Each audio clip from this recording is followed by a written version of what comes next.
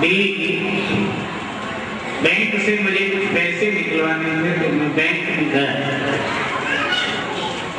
Form भरा और गलती से जिस काउंटर पर जमा किया जाता था मैं वहां खड़ा था। मैंने वो फॉर्म अपना आगे बढ़ाया तो एक बहन जी बैठी थी, उन्होंने मेरी तरफ देखा और कहा मैडम आप अगले काउंटर पर जाइए, यहाँ जमा किया जाएगा। मैंने कहा मैडम, उन्होंने फिर गौर से देखा, बोले सॉरी आप अगले काउंटर पर चले जाइए, यहाँ तो जमा किया जाएगा। तो कोई बात नहीं, पहचान पाता व्यक्ति को दिक्कत हो जाती है। सुदामा जी नहीं पहचान पाए, दिक्कत कहा कि रावण देवता क्या ढूंढ रहे हो, बेचैन हो। सुदामा जी ने कहा महारानी जी हमारी यहाँ पत्नी होती थी, बच्चे होते थे, झोपड़ी छोटी सी, मैं द्वारिका गया था, राजा ने कहा पत्नी बच्चे चले। सुशीला जी ने कहा बता सकते हो आपकी पत्नी कैसी थी, उसकी खोज करवाई है। बोले अगर बुरा न लगे तो आपको बताऊं। बोले नहीं बुरा नहीं लगेगा, बताओ। बोले मेरी पड़तानी तिहारो ही हमारी पे, हमारी पड़तानी बिल्कुल आप जैसे थी, बस आप मोटी तगड़ी हो, दुबली पतली थी आप जैसे।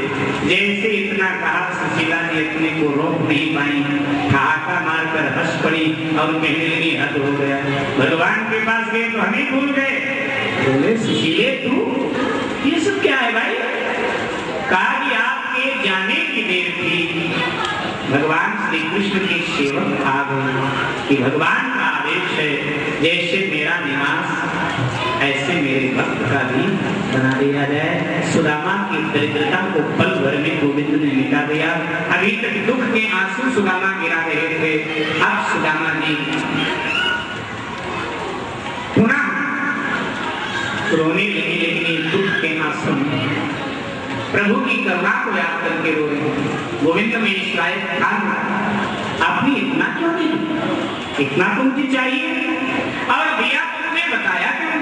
अरे सुशील उसकी आदत है गाली खाने की, वहां भी गाली देने में मिलती थी, आदत पर मुझे बताया, मैं रास्ते पर पहुंचते आया। सुदामा की दीनता दूर की। सुखदेव जी महाराज ने सुदामा चरित्र भगवान का शुभागमन, यदुवंश के विनाश की कथा, इस प्रकार से संपूर्ण श्री कृष्ण चरित्र श्रीमद्भागवत कथा परीक्षित को कहा। सुखदेव जी कहने लगे राजन 7वां दिन है, अंतरिक्ष में देखो भगवान कृष्ण तुम्हें लेने आए। और जब अंतरिक्ष में परीक्षित ने देखा तो भगवान कृष्ण विमान लिए खड़े, आओ मैं तुम्हें अपने निज धाम ले चलता हूं। सुखदेव जी ने कहा कि अब मैं चलूंगा क्योंकि तक्षक के आने का समय, मैं जब तक यहाँ विद्यमान रहूंगा तब तक तक्षक आएगा नहीं, और अगर आने का प्रयास करेगा तो मेरी ब्रह्म दृष्टि बढ़ते ही तक्षक जल जाएगा। श्रृंगी का श्राप तो सत्य होना, इसलिए आज उठाए राजन तुम्हें मृत्यु का कोई भय नहीं, तुम्हारी मृत्यु में बन गई। परीक्षित महाराज ने सुखदेव जी का पूजन किया। सुखदेव जी महाराज सुखकाल से उत्तराखंड की ओर चले गए। आइए सुखदेव जी महाराज को प्रणाम करके विदाई देते। हरि कथा सुनाने वाले तुमको लाखों प्रणाम, हरि कथा सुनाने वाले तुमको लाखों प्रणाम, कृष्ण मिलाने वाले तुमको लाखों प्रणाम, चलाने वाले तुमको लाखों प्रणाम, कथा मिलाने वाले तुमको लाखों प्रणाम, कथा मिलाने वाले तुमको लाखों प्रणाम, कार लगाने वाले तुमको लाखों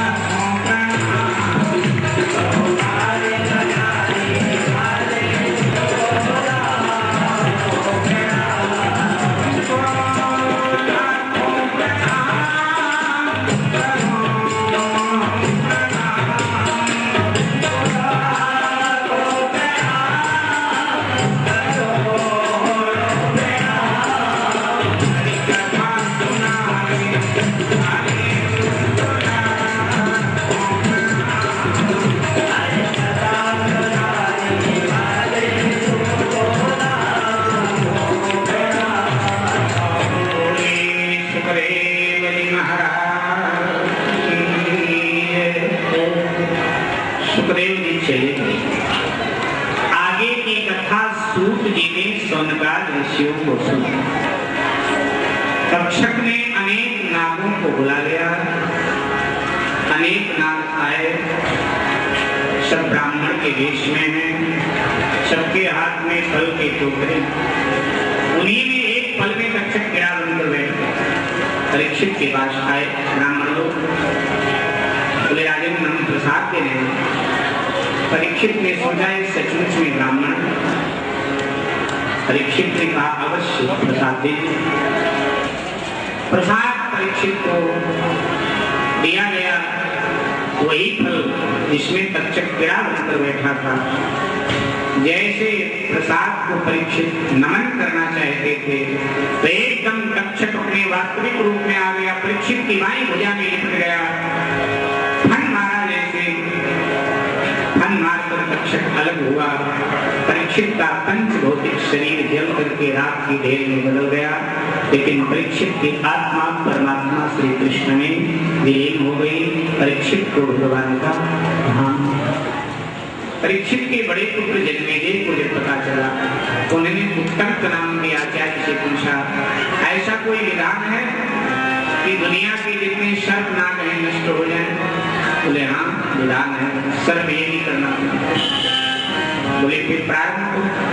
शुभकाल में गंगा के तट पर ही सर्प यज्ञ का आरंभ हो। जब मंत्र आकर्षण पढ़ते हैं तो सर्प नाग आकर्षित होकर अग्निकुंड में गिरते हैं, जल रहे हैं, बदबू फैल गया, आकाश काला। तक्षक आया। जन्मेजय ने उत्तंक से पूछा कि महाराज तक्षक नहीं है। उत्तंक ने ध्यान से देखकर बताया, तक्षक इंद्र के सिंहासन में लिपट रहा है। इंद्र ने शरण दी है तक्षक को। अगर मैं आकर्षण मंत्र का जप करूंगा तो इंद्र सहित तक्षक यज्ञकुंड में गिरेंगे, दोनों जल जाएंगे। क्या दे? जन्मेजय ने कहा मेरा तो निवेदन है कि आप मंत्रोच्चार कीजिए। जैसे मंत्रोच्चार होने लगा, इंद्र सहित तक्षक खींचकर आने लगा। यज्ञकुंड इंद्र भयभीत हुआ, बृहस्पति जी के शरण में गया, रक्षा करें आप। बृहस्पति जी ने कहा मेरे द्वारा रक्षा नहीं हो सकती। आस्तिक ऋषि के पास जा। आस्तिक ऋषि को जन्मेजय अपना गुरु मानते हैं, गुरु भाव। आस्तिक चाहे तो काम हो सकता। आस्तिक से निवेदन किया गया। आस्तिक ऋषि शुभकाल में पधारे। जन्मेजय ने गुरुदेव को आया देखकर वंदन प्रणाम किया, आदर दिया। महाराज कोई मेरे लायक सेवा। आस्तिक ने कहा कि ये जो सर्प यज्ञ है इसे बंद करा दीजिए।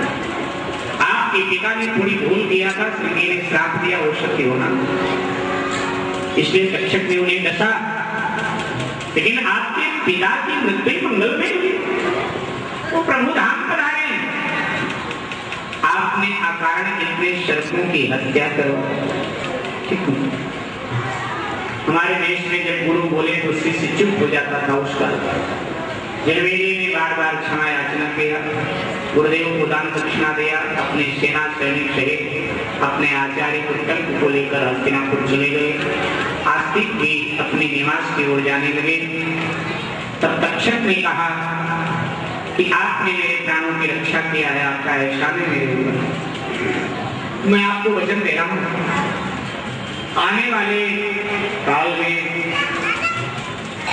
जहां हमारे वंशजों से लोगों को भय हो, आपके नाम का कीर्तन करेंगे तो हमारे वंशज उन्हें डसेंगे नहीं, वहां से चले जाए। वचन देकर के तक्षक चला गया। आस्तिक भी चले गए। नैमिषारण्य तीर्थ में श्री शुद्ध जी महाराज ने शौनकादि ऋषियों के मध्य में इस श्रीमद् भागवत कथा को विश्राम दिया। यहाँ पूज्य बाबा जी महाराज की पुण्यतिथि पर प्रतिवर्ष की भांति इस वर्ष भी श्रीमद् भागवत है विश्राम को। कथागान में कोई त्रुटि हुई होगी तो यहाँ चक्के चक्के पर जो देवी देवता विराजमान हैं, सिद्ध आत्माएं विराजमान हैं, मैं उनसे क्षमा का प्रार्थी हूँ।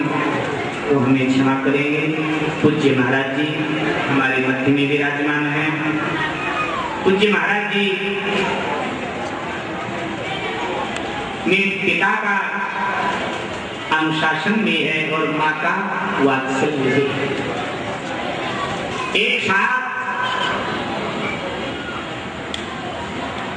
दोनों वस्तुओं की पूर्ति होती है, माता की भी और पिता की। पिता वाला अनुशासन और माँ का वात्सल्य महाराज देते रहते हैं। और मैं तो व्यक्तिगत अपनी बात करता हूँ, मुझ पर पूज्य गुरुदेव की बड़ी कृपा है, हर प्रकार से कृपा है। जीवन उलझन तो है, कई बार कुछ उलझने आती हैं तो मैं भी पूज्य गुरुदेव के पास आता हूँ, महाराज कुछ ऐसा है, पर आशीर्वाद मिलता है, उलझन सुलझ जाती है। ये गुरुदेव का स्नेह है। यहाँ मैं कथा कहने नहीं आता हूँ, पूज्य गुरुदेव के सामने मैं क्या कथा कहूँ, यहाँ मैं सीखने आता हूँ, कथा करने बिल्कुल नहीं आता हूँ, मैं सीखता हूँ। यहाँ आकर पूज्य गुरुदेव की छत्र छाया में पूज्य गुरुदेव से ले करके जाता, सीख करके जाता। यहाँ कहने